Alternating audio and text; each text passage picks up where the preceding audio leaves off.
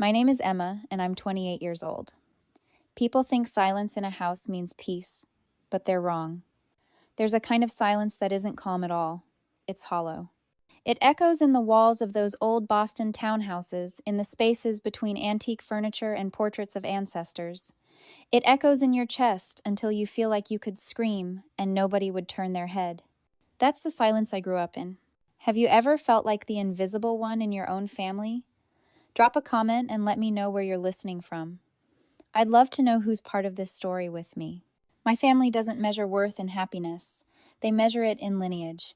We live in Boston's Beacon Hill, a world of brick sidewalks and old money where your last name is your entire resume. My father, James, is a retired investment banker. He doesn't work, he manages the estate. My mother, Michelle, runs the city's Historical Preservation Society. Her job is to make sure the past is more important than the present. And then there's my sister, Madison. She's 3 years younger, an art curator, and the family's golden child. She knows how to charm at galas, how to be seen with the right people. She fits. I don't. I'm Emma, the introverted biotech researcher, the nerdy daughter. In our family, if it can't be framed at a gallery or announced at a charity ball, it isn't real. My work, my passion, my life spent in a lab. It was just my unprofitable hobby. You have to understand this kind of cruelty. It isn't a single event. It's a quiet, daily practice. It's the trap of normalized cruelty. It's 1,000 tiny dismissals that become your entire identity. It's the way my mother would praise Madison for an entire dinner for discovering a new artist and then turn to me and say, "And Emma, are you still in that lab?" The unspoken question was always the same: why can't you be more like your sister? My role as the family disappointment was decided so long ago I barely fought it. My silence was expected. It was my contribution. And for years I gave it to them freely. People always ask, why did you stay? Why did you take it for so long? They don't understand the invisible chains of the survivor. You don't stay because you're weak. You stay because you've learned that silence is a survival strategy. When you grow up in a place where every opinion you have is difficult and every passion you hold is obscure, you learn to stop speaking. You learn that fighting back only brings more pain. You learn to live in the quiet. It's not weakness, it's the learned behavior of someone trapped in a prison that has no bars. I just kept my head down, focused on my research, and paid my own bills. I told myself their approval didn't matter. I thought that by making myself smaller, I could avoid their criticism. I was wrong. They didn't just want me to be small. They wanted me to be gone. And they were just waiting for the perfect audience to prove it. The event was my sister Madison's engagement party. It was held at the Copley Grand in a ballroom that smelled like old money and lilies. Chandeliers dripped crystals from the ceiling, and the sound of polite laughter was almost as loud as the string quartet in the corner. I was forced to be there, of course. My presence was required for the family portrait. I stood near the edge of the room, holding a glass of champagne. I hadn't touched, just trying to remain invisible. I watched my father, James, charming a group of investors, while my mother, Michelle, floated through the room, her pearls gleaming a perfect hostess. Madison was the center of it all. She was radiant in a pale green dress, her hand resting on her fiancé's arm, her diamond ring catching the light. She looked every bit the golden child they'd raised her to be. I was just trying to survive the next hour when my mother spotted me. "Emma, darling, there you are." She glided over, her smile tight, and took my arm. "Come, come, your father and I have something for you." She led me to the center of the room, right by the towering ice sculpture. My father and Madison joined us. I felt a prickle of unease. This was a performance. I was being moved onto the stage. "What is it?" I asked. "Well," my mother announced, her voice just loud enough for the nearby guests to turn. "We know your graduation is next week, and we felt so terrible we haven't acknowledged your efforts." Madison, right on cue, pulled out her phone and aimed the camera at my face. "I want to get this," she said, her voice dripping with fake sweetness. "It's a big moment." My father stepped forward, holding a beautifully framed document. It looked like a diploma matted in navy blue silk. "Your mother and I had this commissioned for you, a little graduation gift." I took it from him. My hands were steady. I looked down at the elegant script engraved on heavy parchment. At the top in gold leaf, it read, "Certificate of Disappointment." My breath caught. I read the lines below each one, a perfectly crafted insult, a summary of my entire life in their eyes. For the pursuit of an unprofitable and obscure hobby, instead of a respectable career. for failing to secure a socially acceptable partner, thus neglecting your familial duty, for a general lack of social grace, and an unwillingness to conform to family standards. It was all there signed at the bottom by James and Michelle. I heard a small laugh bubble up from Madison. The guests nearby were watching their expressions a mix of shock and amusement. They thought it was a joke, a strange, cruel family roast. But I knew my family. This wasn't a joke. This was a lesson. This was them in front of everyone putting me back in my place. This was their final, perfect humiliation. My mother leaned in her perfume thick and cloying. "We just thought you should have something to frame, dear," she whispered, "since you won't have any actual awards." Madison's phone was still in my face, the red recording light, a tiny burning eye. They were waiting for me to cry, to scream, to finally break.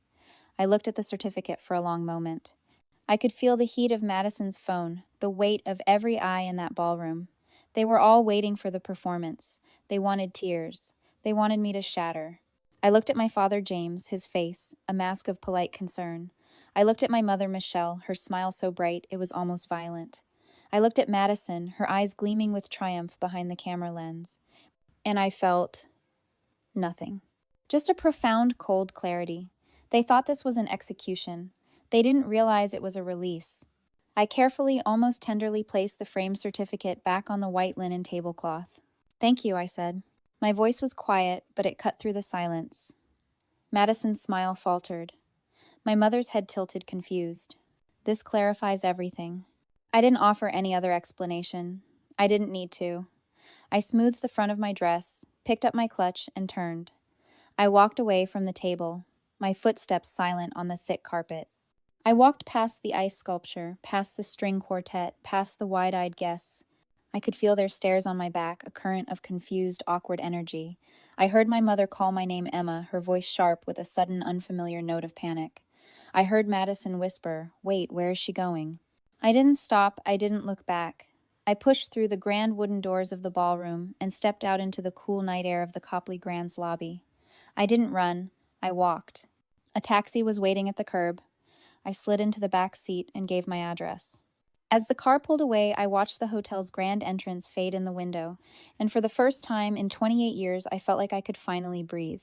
My family was still in that ballroom, confused by my lack of a breakdown. They thought my quiet exit was a sign of defeat. They had no idea it was a victory lap. I pulled out my phone, not to look at their texts, but to look at an email I'd received 2 days ago. An email I had read and reread until the words were burned into my memory. The subject line was simple: "Congratulations on the acquisition." My unprofitable hobby, my nerdy lab work, the Gene Synth project, hadn't just been a passion, it was a patent, a revolutionary patent for treating a rare genetic disorder. And my hobby had just been acquired by Biogen Dynamics, one of the largest pharmaceutical conglomerates in the world. My family thought they were handing me a certificate of disappointment for my failures. They had no idea I was walking into that party holding a finalized signed contract for $10.5 million. They thought they were writing me out of the family legacy. They never bothered to realize I had just built my own. I didn't wait for them to find me. I saw them in the reception hall, a tight, furious cluster by the exit. I walked right up to them. James spoke first, his voice a low growl. "What did you do, Emma? You embarrassed us. You made this entire family look like fools." "I don't understand," I said, my voice genuinely calm. "I just graduated." "Don't play dumb." Madison snapped, her face pale with rage. "You did this on purpose. You knew this would happen. You wanted to ruin my engagement party, and now you've ruined your own graduation." My mother, Michelle, was trying to regain control. She forced a smile, though her eyes were frantic. "Emma, darling, you should have told us. We had no idea. We can fix this. We'll release a statement. Explain that this was all a lovely surprise." "Fix what, Mother?" I asked. "The fact that you were all broadcast on live television looking horrified that I wasn't a failure." "You set us up," James accused. I looked at him, then at my mother, then at Madison. "You think my life's work, my entire life, has been about you?" I almost laughed. "You never once asked," I said the words quiet and sharp. "You never once in all the years I spent in that lab asked what my unprofitable hobby actually was. You just put it on a certificate, framed it, and laughed." I took a breath. "My Gene Synth project. It's a revolutionary new treatment. A cure, actually." Michelle looked confused, annoyed by the details. "A cure for what?" What does that matter? It's a cure, I said, letting each word land for the rare genetic condition the Historical Preservation Society was founded to honor, the one our great-great-grandmother died from, the one your entire legacy is built on. The color drained from my mother's face. James stared at me, his mouth slightly open. Madison just looked blank. The work you called a disappointment wasn't just $10.5 million, I said softly. It was the answer. The cure for the very disease your entire society is named after. You didn't just disown me. You disowned your own purpose. They were finally silent. It wasn't the hollow, dismissive silence I'd grown up with. It was the heavy, suffocating silence of an ending. The silence of people who have just realized they've burned their own world to the ground. I looked at them one last time. I have a meeting with the board from Biogen, I said. Excuse me. I walked away. I didn't look back. The fallout wasn't immediate, but it was total. The story went viral far beyond the local news. The narrative was just too perfect. The certificate of disappointment became the centerpiece of the story, always shown side by side with the $10.5 million headline. But the real story, the one that destroyed them, was the irony. When the public learned that the Historical Preservation Society run by Michelle had been founded to honor the victims of this disease, and that Michelle's own daughter had cured it, and they had mocked her for it, it was over. Donors for the society pulled their funding overnight, disgusted by the grotesque hypocrisy. My mother's life's work evaporated. The society paused all operations within a week. My father's reputation in the old money circles of Boston was shattered. He wasn't just the man who'd been cruel to his daughter. He was the man who was too foolish to see the value in his own family. He'd managed his estate but had no vision. He'd become a bad investment. And Madison, her wedding was indefinitely postponed. Her fiancé's family, who valued lineage and reputation above all, could not under any circumstances be associated with the vulgarity and short-sightedness of the scandal. They had built their entire world on an image, and with one graduation announcement I had shown them all what they really were. Just an empty frame. My new office at Biogen Dynamics overlooks the harbor. It's all glass and steel filled with light. It's quiet, but it's not the hollow silence of my father's house. It's the silence of focus, the silence of work that actually matters. I kept the certificate of disappointment. It's in a drawer in my new desk under a stack of research proposals. Sometimes I look at it. It's not a trophy. It's not a wound. It's just a receipt. The price I paid to finally leave a room I never should have been in. My family's world collapsed. Their reputations built on the fragile illusion of legacy shattered when the public learned the truth. The Historical Preservation Society is gone. My father's social standing is a memory. Madison. I don't know what happened to Madison. I haven't heard from them. I don't need to. The $10.5 million. I'm using it to build something real. I've established a new foundation.